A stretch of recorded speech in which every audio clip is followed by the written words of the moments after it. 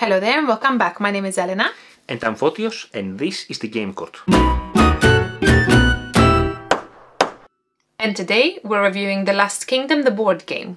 It's actually called The Last Kingdom board game, but it should be called The Last Kingdom the board game. Which is a game designed by John Clair, and the art is by Chad Hoverter. And this game is published by Gamelyn Games. We do have to mention that this game was kindly sent to us by Gamelyn Games. Thank you very much. The Last Kingdom board game, it's all about a battle for dominance in Britain, and it's in between the Saxons and the Danes, and you will be with one of them. You have allegiance with one of them, at least at the beginning of the game. Because you may change your allegiance. This might change throughout, correct? Which is very cool. And you play a bunch of rounds, and at the end, the one that has the most points scores. Wins, as always. So yes, in the game... I mean, this is a bit, you know, loose, but the game is very entertaining. Basically, you play 2 big rounds, and in each round you have 5 conflicts, because the map is split in 5 regions, and basically we go through the map, through the areas, and we resolve one conflict at a time, in an order that is defined by the players. The players decide, basically one player will decide what is the succession, what's the next conflict. This is what you do. You go through the conflicts, and you battle, and whoever wins, wins, and if you happen to have allegiance with the winning side, then you get the points. You have a track on the left-hand side of the board that gives you affinity with one of the nations, and that will predict that more multiplier for how many people actually fought in the battle, and that's a multiplier with how many points you actually have, given how far you are up on the track. And before the conflict comes, before the conflict resolution happens, what do? You do main actions. One at a time? Yes, so you do an action, then it passes to the other player. You may do also a passive action, or many passive actions before your main action. But generally speaking, you can pass, you can see what the players are doing, and you can come back. So a passing is not necessarily a hard pass, unless you actually hard pass. You say hard pass, yes. And you take the invasion token. But generally speaking, you can pass to see what other players are doing, and it comes up to you to act again. But it could be the case that you pass, and every other player passes, and in that case stuck. You lose your turn. Yes. Yes. So you have to be very careful when you pass. There are some action plaques that you could use, and they move in such a way that the one that's closest is the cheapest, and they get further as they go. As soon as you use it, that goes at the back of the round, and that will become the most expensive. Yes. So you have to choose wisely. But sometimes some people might play before you, so that will become cheaper. And the currency is action tokens, not money. And then you will do that action as a main action, which might be many things like placing a couple of army in a particular region of your choice. Or move some army around. Or draw a card, another card. Or increase your affinity somewhere. So like different actions, but these ones are all set actions, aren't they? And then you have the cards. The cards. So yes, on your turn, you may do a plaque action, as you said, or you may play a card. But you have so many limited cards, right? That's very interesting. Yes, exactly. So you start with 6 cards basically, out of which 2 are your particular leader cards. And we haven't talked about leaders yet. And the remaining 4 cards, basically you draft around, and until you have 4 of in your hand, you have 6 cards. So in your round, you may play one of the cards, or you may play an action from the action plaques. And these cards you have usually are quite powerful, quite nice cards. But you only have 6 cards until all 5 battles, all 5 conflicts, yes, have been resolved. So you have to be very careful how you play them. You don't have a lot of actions. You have to consider where you go strong, what you want to win, and what you don't care about. Because you cannot win everything. That's correct. Every person starts with a character, and they're all from the same Last Kingdom series. Yes. Which, by the way, we should say, it's a series, it's a TV series on Netflix. I have watched some of this. You haven't watched it? I haven't, but I don't think it will make much of a difference, to be honest. I mean, it's a battle in between the Saxons and the Danes, and it all happens in Britain, and that's kind of the gist of it. So it's not going to affect very much the fact that you don't know what's going on in the series, it's all about the battles, and it is a battle game, isn't it? Yes, correct. Although every single character gives you a different aspect of the game. Like, for example, I played with King Alfred, and for no reason I would move with the Danes, so I wouldn't even have any allegiance with them. I wouldn't get anything from the Danes. I hated the Danes. No way I would have anything to do with them. So, you know, you have some perks and some benefits, or you have some rules and stuff like that around it.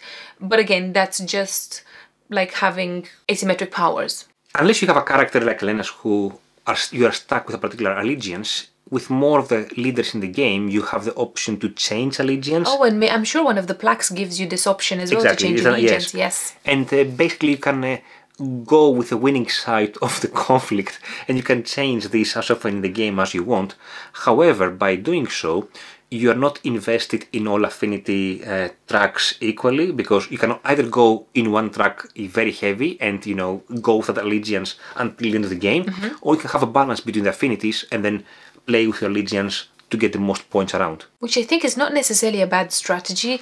If you're very opportunistic, you can get a lot of points from changing allegiance just before the battle, because you can see kind of how it's going to go, unless you get very stuck like I was, and that's not by choice. But again, it's not necessarily a bad thing. I think changing allegiance is a very important aspect of this game. The game comes with a lot of leaders, a lot of choices to choose from, and each leader comes with a very nicely detailed mini figurines. Yes, as well. there are plenty of figurines around. A lot of figurines, and there are figurines for the leaders, there are figurines for the heroes, which you can deploy by particular action cards. Yeah, so you do have to draw a card that gives you a hero for you to deploy them. Some of them help you throughout the game with majority, or they might give you some points if you do win that battle in there or around, stuff like that.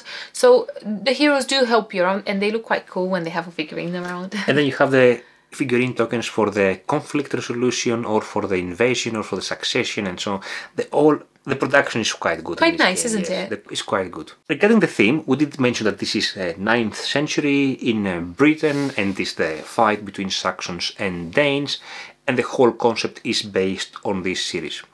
Now, the thing is that you shouldn't be opposed because the game is based on an IP to not get the game because of the IP.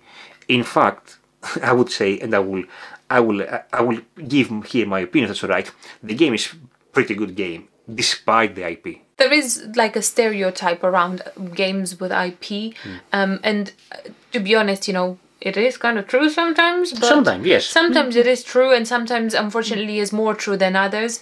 But given that we've not watched the series and we've played the game beforehand, I can truly say that this is a very good game.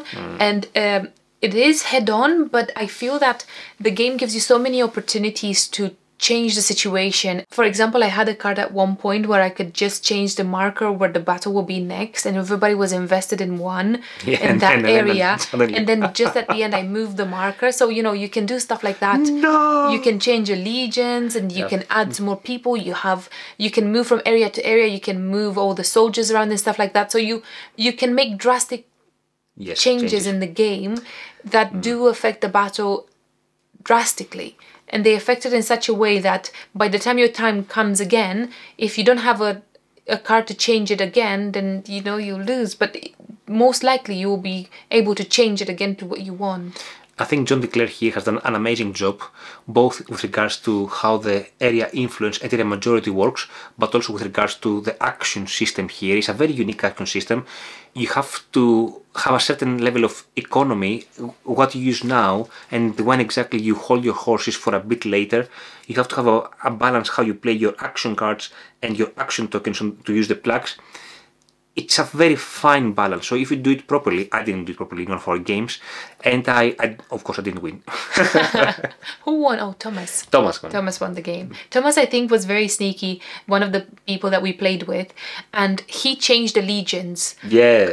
Like a million times in the game, and he won that way. Every time there was an opportunity, he would change allegiance like that, and then we win a lot of points. It was incredible. As this is a war game, and it does have a lot of area majority, and I think I've been fairly vocal. I'm not a particular fan of area majority. I think I've enjoyed this game more than I wanted to. Even if it has area majority, I think I'm not entirely sure how to describe it. It's an area majority where you do have a say, and you can change drastically the outcome of it. So it's not just a matter of, you know, we'll fight and, you know, whoever wins has the majority. It's very easy to change the outcome, so anybody has a say as well. So I really like this aspect of it. It's not very strict, and you have many opportunities to put your stamp on. The game plays from 2 to 5 players, and of course, for a 2-player game there are a few changes. I wouldn't recommend it for 2 players. I mean, if you wanted to buy a work game for 2 players, there are so many different other options there, like Caesar Room 20 minutes, or like The Hunt with a bit of hidden movement as well. But if you have a group with 3, 4, 5 players, this is a very good game. It's very good. And for us, a 4-player game was about 2 hours long, so exactly what the box says. The box is up to 2.5 hours. I have to say that 2.5 hours for this particular game might be a bit too long for my personal taste. But I didn't really feel it very much. I thought it's just flown by. Okay. Especially at the beginning when you get your cards, you draft everybody drafts their cards, and you get super excited, and you spend like out of 6 cards, you might have 1 or 2 left if you're lucky, and then you have to go through another four battles with only 2 cards. I mean, you managed to like scrape some resources here and there, and then you managed to get some more cards and some more action tokens. I don't know how, but you managed to do that. So overall, I didn't feel like 2 hours was too much. I felt like it was quite appropriate, quite entertaining. From a replayability point of view, I think the game is great. Again, it gives you a lot of leaders. I think there are 14 of them. And every game can have a different leader. You can, of course, given your cards, you can play them differently. You can have different heroes as well to accompany them. So I think it's quite high replayability wise. And also the game, the way that the board is set up, the armies are set up. Some of the armies are fixed on each area, but then you have a bag where you draw random armies for the setup, which is also quite cool. Yeas and nays? Yay! I'll start this time if you don't mind very much. Go for it. I like very much how this kind of new, I'll say new concept, but it's, again, I'll speak from my experience. I like very much how this new concept of area majority is introduced in this game, and I like that it's accessible and it's easily changeable, and I think that it's easy for everybody to contribute if needed. I really like that very much. I don't like when something is very strict and very rigid and very hard to move. It's a bit, you know, too much for me. I cannot be doing that. But I think that in this game is very entertaining and very engaging. For me, a first yay, let me tell you this. So you get a game that there's a hype, and you know, you read the rulebook and it looks nice and everything, and you play the game and it's kind of a disappointment. This game is exactly the opposite. So you get a game and you're not extremely excited about the beginning, maybe because of the IP as well, I don't know. And then I think it's just that, you know, it's just like, you know, it's an IP and you're like, oh, and then you read the rulebook and you say, okay, 6 action cards for 5 conflicts? This cannot work. This simply, and then you play the game and it works. And it goes beyond your expectations and you have a very good fun with it. And it's a game of not very high complexity, so you can introduce it to new players as well, to new people in the board gaming hobby as well.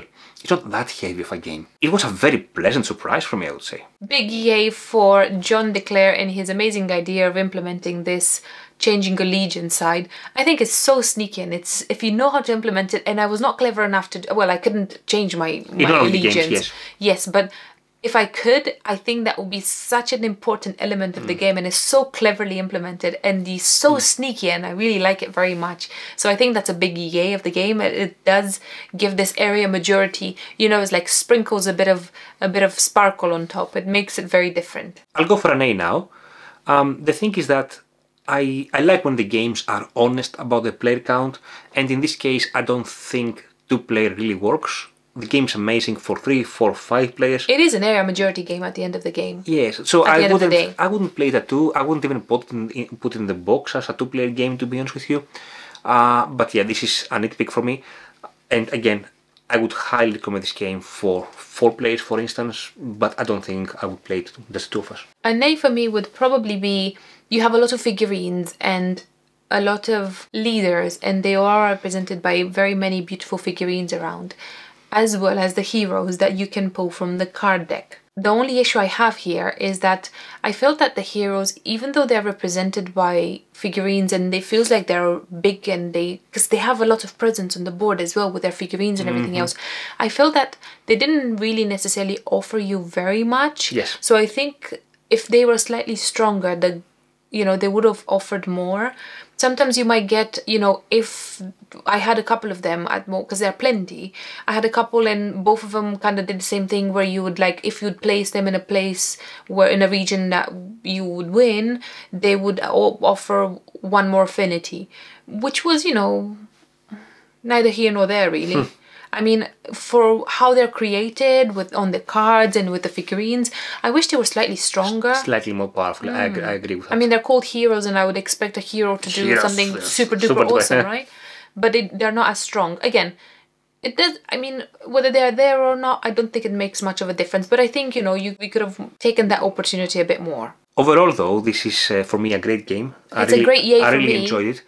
I think it's a big surprise. I was not expecting. Exactly. I was really dreading to play an area majority game, and I always torture myself with yet another one. But it was such a good surprise. And we're trying to keep our collection slim and everything, and basically we don't tend to keep a lot of games that play only well in high player count, because most of the time we play the two of us. But I think this game will stay in our collection for now. 100%. Yes. 100%. It's very entertaining, very engaging. It's not something that, you get stuck into and then you're sorry that you've not done this, that and the other. The game is active and it changes all the time. It feels very fresh. Other game recommendations, I would recommend, for 2-player only, I would recommend Caesar Seize the Rome in 20 minutes, which also has this area majority element as well, and you're trying to go around the map to basically conquer in 20 minutes. Yes, conquer the different regions. It's in the box. My recommendation would be for these kind of games, although it's not my favorite game, but it's a very strong area majority game, would be Rising Sun. And again, it has the beautiful figurines as well. It's drier and it's harsher. Again, a big thanks to Gamelyn Games that sent us this game. Thank you very much. Thank you. And that was the video for today. I hope you enjoyed it. See you later. Bye.